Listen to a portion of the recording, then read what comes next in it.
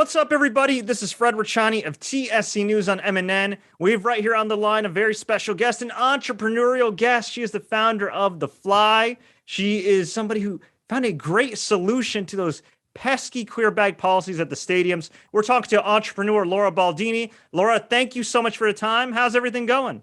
Oh, it's wonderful, Fred. Thank you so much for having me. This is great. Now, the Flie, this is a lifestyle brand, handbags, accessories, not just any handbags and accessories, but clear handbags, ones that you can not only bring to a stadium, a concert, or whatever, and not get flagged by security, but ones that are actually pretty stylish that you want to wear out wherever you go. So how did you come up with this whole concept? So I seem to hear this story a lot. So I'm sure some of your viewers will know it. I went to Gillette in 2017 for a U2 concert, and I had my bag taken away. And the contents of my bag ended up in what looked like an evidence bag, but it was a Ziploc. And at that moment, I was like, what is happening here? How am I supposed to know this? And it turns out every NFL and every college stadium has the same rule. They have to be clear. They have to be a certain size. And those are the rules. So after a little bit of thinking about it, I got in touch with a person who knew how to help me create my bags. And we designed a first line of 6 different clear bags. And then we designed another set of the little things that you can put inside. But everything adheres to the rules, and you can be as posh as they are. They're as posh as they are practical. They're really cute and they work. And I see you have some on screen right there. Can you show us? Yes. Our number one seller, definitely. Everybody loves our concert clutch. It opens, obviously it opens, but it has a rose gold detail. People love this one. I would say the Vachetta, this is our other color. This is another very, very popular one. We do totes.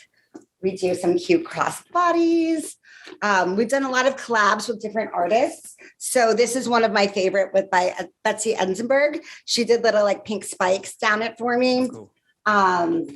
We've got little pouches, and everything is made to adhere to all the rules. So during the pandemic, they were also great to take to the beach because you could just drop the sand out of it. You'd know what you had. Moms love them because you know what's in the bag and what you've forgotten for your kids because you can do a quick scan. So they really are quite practical, actually.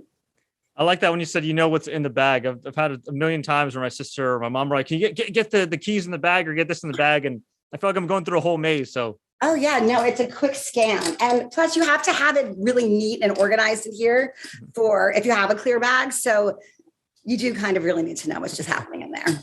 And you'll breeze right through security. For sure. Now, how did you get the name and acronym, the Flie? So the Flie stands for find love in everything. And I really believe that love and kindness and all of that stuff is just like a good way to live your life. And I also like dragonflies and butterflies. So it all sort of worked together, the transparency of the wings and transparency of the bags. Now, you're no stranger to entrepreneurship and everything else, but fashion apparel is a completely different animal. So when did you really decide to put pen to paper and really take action with this idea? Well, that night, my friend Beth and I, like on our first drink, we're like, we need to make a concert clutch. This is ridiculous. Like, and why doesn't everybody know? And then it was about a year later after doing some real research, the idea just kept following me around. And one day it all just sort of clicked, and that was that. And so that was about 2018. And it took a year to get it to drop here from wherever they're made. And have them all. So then we had the pandemic, of course, which shifted things a bit, but it's nice to be getting back on track and have events and sporting events and concerts and all that good stuff going. What challenges did you run into in the apparel industry compared to the other industries that you were pretty successful in? Apparel, I think, is very different because people have to find you, know about you, purchase you, where if you're a restaurant or a juice bar, they kind of just see you and walk by you and come in and check it out. And you can get a little following in your city. This being, national it's different. I got some, Boston being a great sports city, it's a small little world here. So had a really great footprint on my first, the initial launch. I feel like I got lucky there, but it's definitely much more complicated than the other industries. Now, from understand as well, you've also produced a film in the past. Seems like you've done a little bit of everything. We cover film as well here. Can you tell us a little bit about that? Yeah, I did executive produce a movie called The Dust Storm.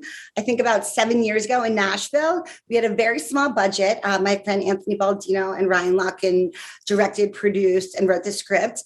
I got involved with it, and then I read the script on the way to see it get filmed and like do that stuff, which is a little bit reverse, but I believed in them so much. And I love Nashville and I love country music.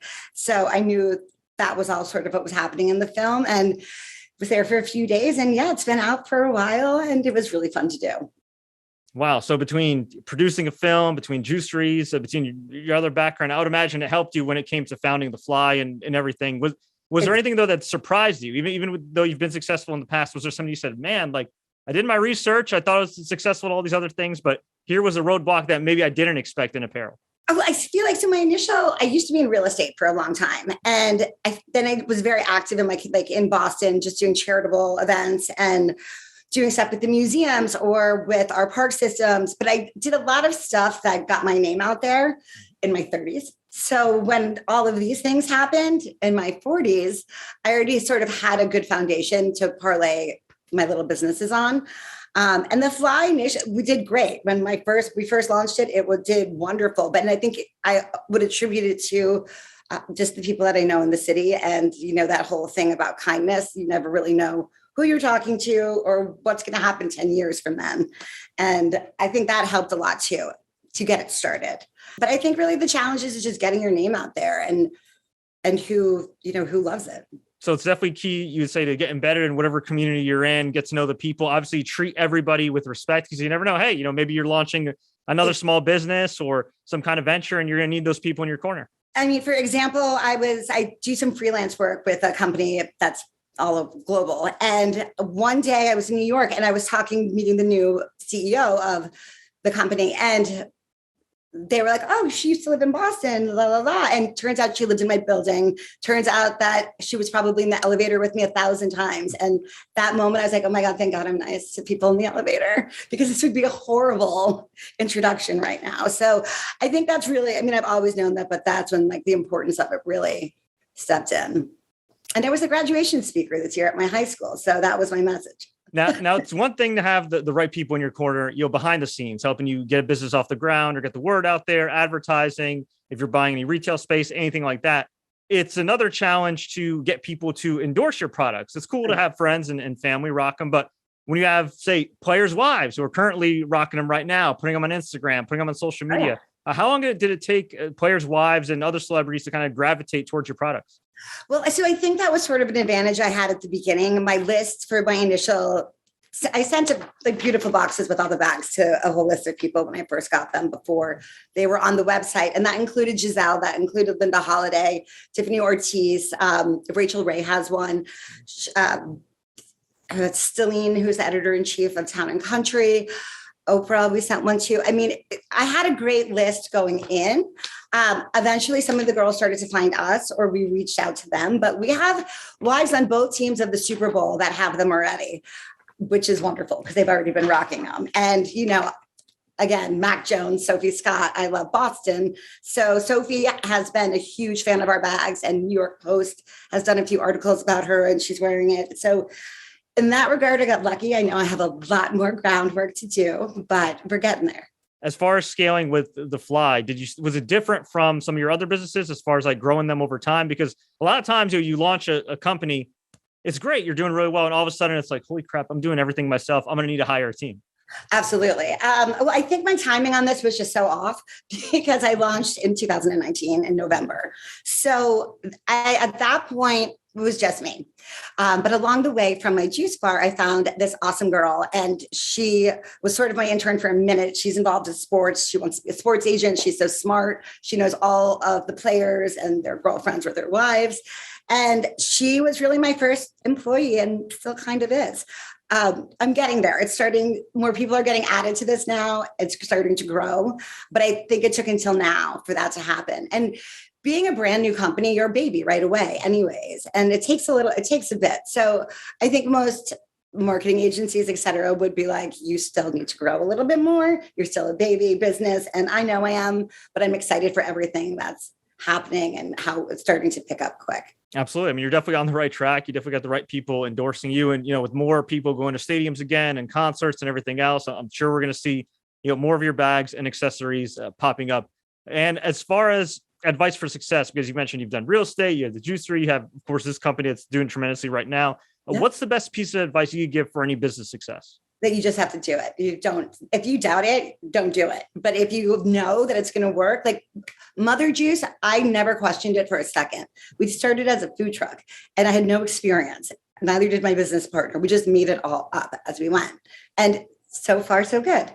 We have 6 of them here. And then with the Flie, she had a baby and I was like, wait, I need to have a baby. So then when the Flie idea was going on, it was like, I just knew I couldn't predict a pandemic, but I knew this was going to be great because all the girls, like a lot of women, the bags are not very attractive. They're a little bit thin, sort of like a mattress cover, like the bag that comes in, a mattress. A lot of my male friends refer to the difference using the mattress cover thing.